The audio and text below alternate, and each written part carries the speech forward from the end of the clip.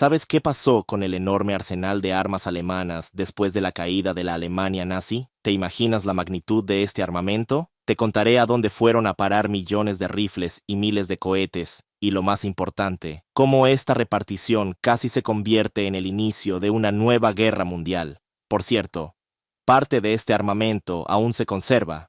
Al final te mostraré dónde. ¿Qué pasó con las armas? Pero vamos por partes, ya que hay mucho de qué hablar. Después de la victoria de las fuerzas aliadas, se enfrentaron a la enorme tarea de desarme y desmilitarización. Alemania, que alguna vez fue una poderosa potencia militar, yacía en ruinas, y su maquinaria bélica parecía destrozada. Pero el final de este conflicto marcó el comienzo de otro, que casi llevó al mundo a consecuencias trágicas. Justo después de la guerra, las fuerzas aliadas iniciaron una extensa operación para capturar, catalogar y controlar los restos del arsenal del ejército alemán. Y era enorme, créeme.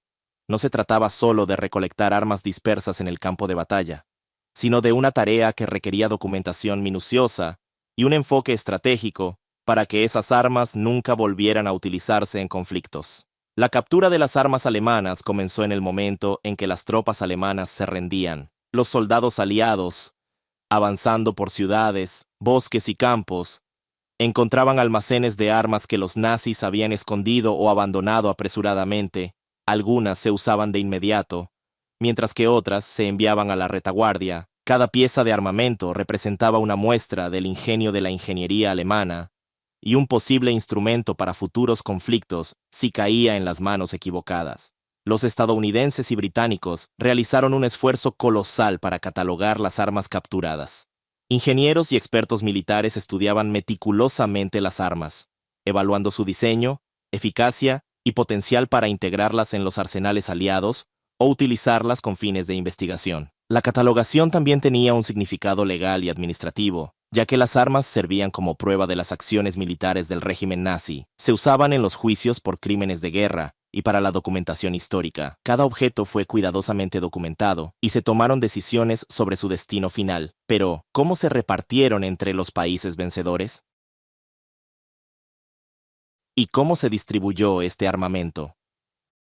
La distribución de las armas alemanas entre los aliados se reguló mediante una serie de acuerdos alcanzados al final de la guerra y justo después de su conclusión. Estos acuerdos tenían como objetivo garantizar una distribución justa y equilibrada, acorde con la contribución de cada país al esfuerzo bélico. Sin embargo, los conceptos de justicia y equilibrio eran subjetivos en el contexto de los diversos intereses estratégicos de los aliados y la creciente tensión de la Guerra Fría. Los criterios para la distribución del armamento alemán entre las potencias aliadas incluían, por ejemplo, que los países que llevaron la mayor parte de la carga en la lucha contra la Alemania nazi, como la Unión Soviética en el frente oriental, insistían en una mayor porción de los trofeos. Cada aliado evaluaba lo que necesitaba para fortalecer sus capacidades militares y disuadir futuras amenazas. Esto significaba que los sistemas de armas más avanzados o especializados a menudo eran reclamados por las potencias con conocimientos técnicos para su uso o para ingeniería inversa. Alemania fue dividida en zonas de ocupación,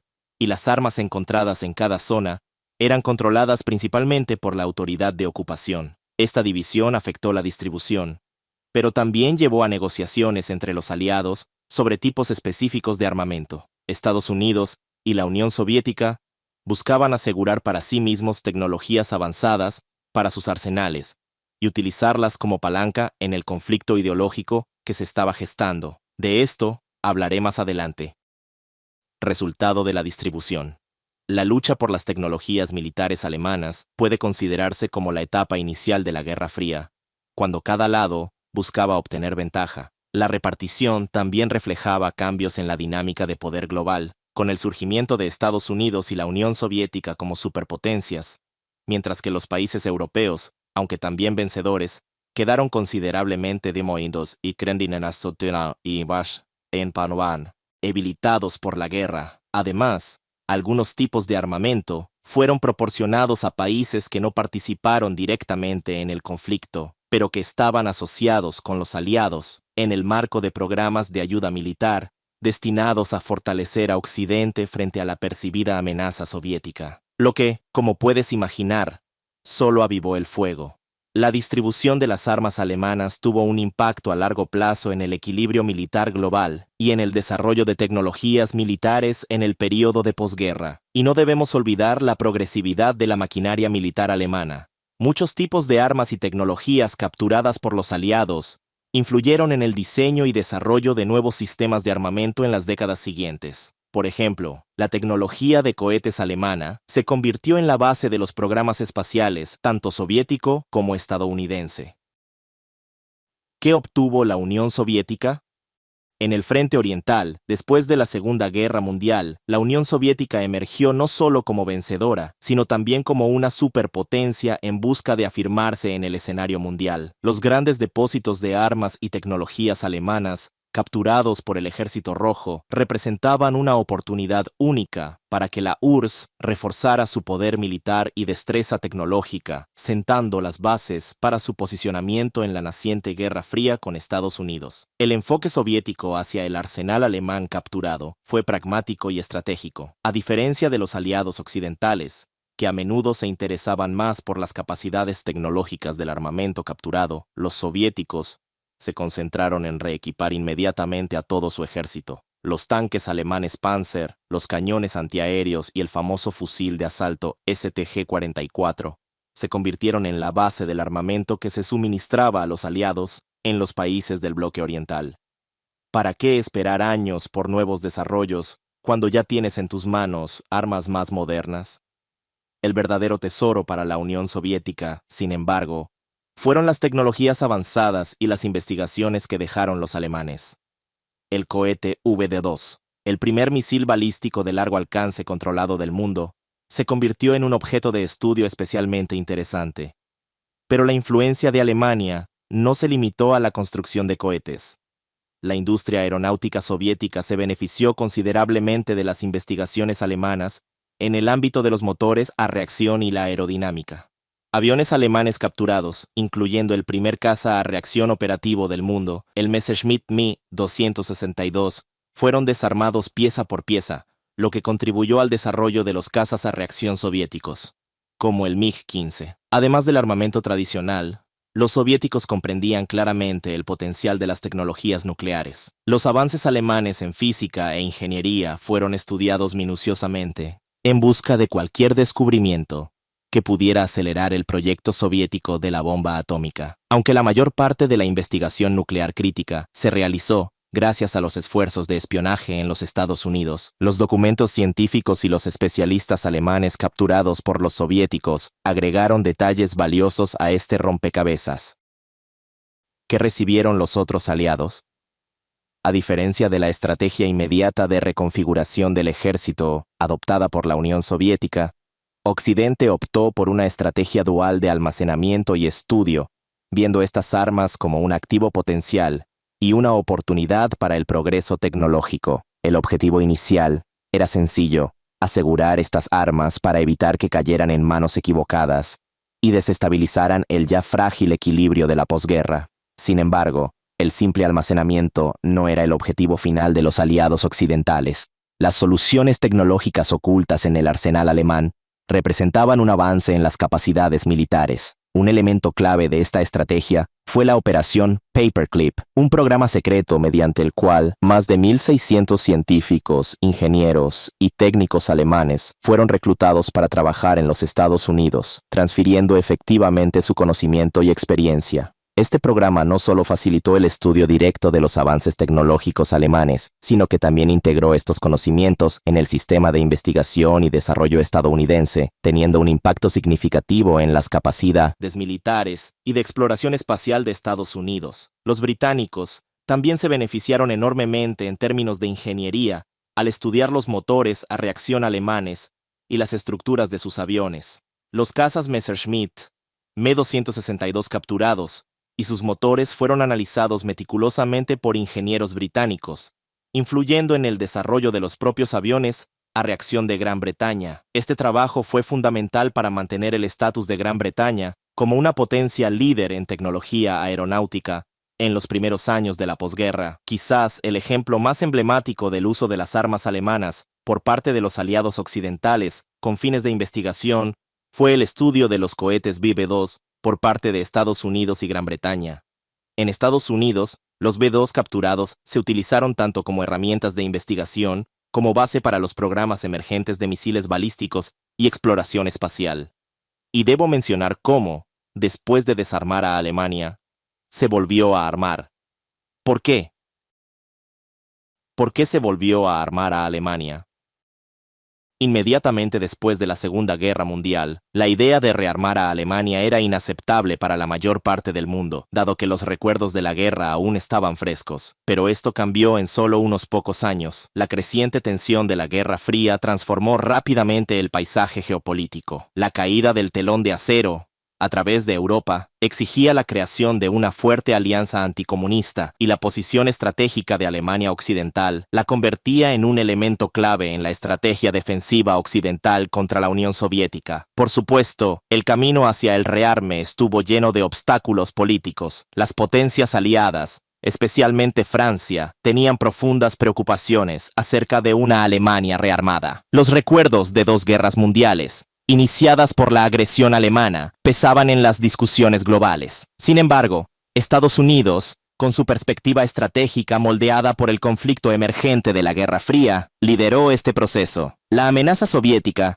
impulsó un enfoque pragmático hacia la integración de Alemania Occidental en el Pacto Defensivo Occidental, lo que finalmente llevó a la creación de la Bundeswehr, las Fuerzas Armadas Federales de Alemania. En 1955, los aspectos prácticos de la rápida creación de una fuerza defensiva confiable llevaron al uso inicial de los recursos disponibles, incluidos los antiguos equipos del Wehrmacht. Esta decisión fue controvertida, dado el peso simbólico e histórico de este armamento. Sin embargo, la necesidad inmediata de un ejército funcional para fortalecer las fuerzas de la OTAN superó estas preocupaciones. El excedente de armas de la Segunda Guerra Mundial, desde armas de fuego hasta artillería, fue reparado y entregado a las recién formadas tropas de la Bundeswehr. La integración de estas armas en la Bundeswehr no solo implicó desafíos logísticos, sino también el desarrollo de nuevos programas de entrenamiento y doctrinas militares que reflejaran tanto las lecciones de la Segunda Guerra Mundial como las nuevas realidades del conflicto de la Guerra Fría.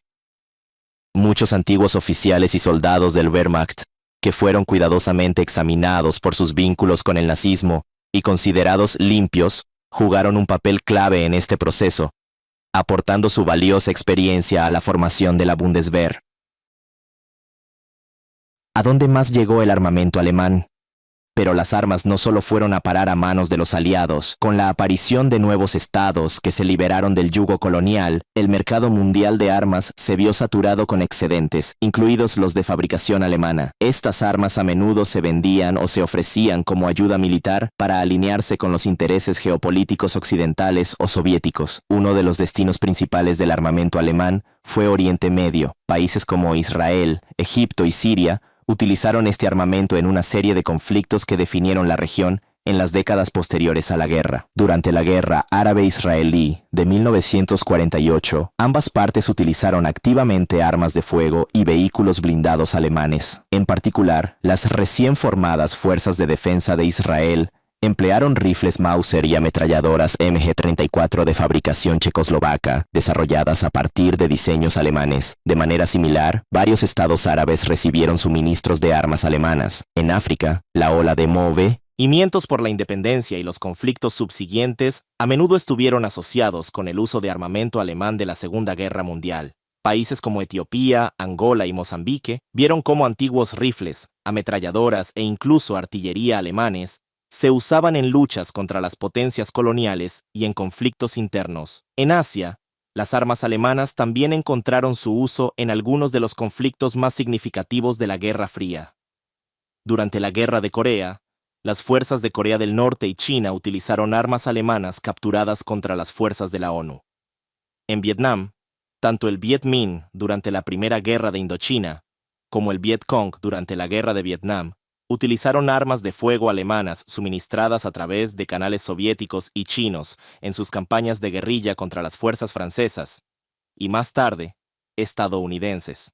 En América Latina, las armas alemanas llegaron a manos tanto de fuerzas gubernamentales como de grupos revolucionarios en países como Cuba, Nicaragua y El Salvador, donde se utilizaron en luchas revolucionarias y guerras civiles.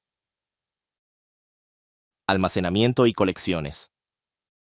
Muchos de los ejemplares de armamento alemán y trofeos de guerra terminaron en museos de todo el mundo, sirviendo como conexiones tangibles con la turbulenta historia del siglo XX. Estos museos, desde grandes instituciones nacionales hasta pequeñas exhibiciones locales, asumieron la responsabilidad de curar el legado de estas armas, permitiendo que se cuenten historias más amplias sobre la guerra, incluso décadas después. Fuera de las colecciones institucionales, los coleccionistas privados también han desempeñado un papel significativo en la preservación del armamento alemán. Para muchos, recolectar reliquias de guerra es una pasión impulsada por un profundo interés en la historia y el deseo de preservar artefactos que de otro modo podrían haberse perdido o destruido. Estos coleccionistas a menudo hacen grandes esfuerzos para autenticar, restaurar y conservar estos objetos, a veces revelando historias olvidadas o innovaciones tecnológicas en el proceso.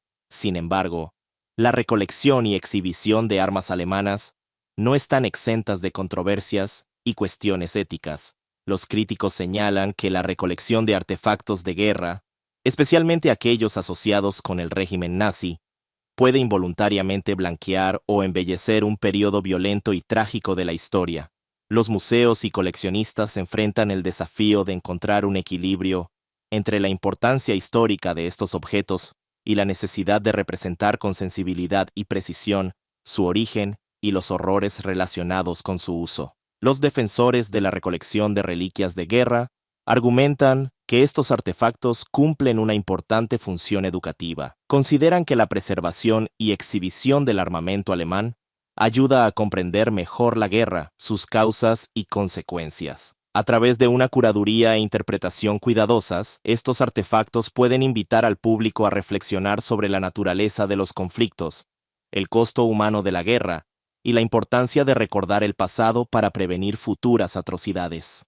La preservación del armamento alemán para exposiciones en museos o colecciones privadas requiere un cuidado y conocimiento especiales. El proceso de conservación no solo garantiza que estos artefactos permanezcan intactos para las futuras generaciones, sino que también incluye investigación y documentación que pueden ampliar nuestro entendimiento sobre la tecnología militar y la logística. Incluso hoy en día, en distintos rincones del mundo, sigue apareciendo armamento de la Segunda Guerra Mundial, desde ejemplares oxidados enterrados en la tierra hasta piezas restauradas en manos de terroristas. Esto nos recuerda una vez más lo prolongado que puede ser el eco de la guerra. Por cierto, si te interesa la historia, puedes intentar escribir guiones, editar o hacer doblajes con nuestro equipo. El enlace al bot de Telegram está en la descripción.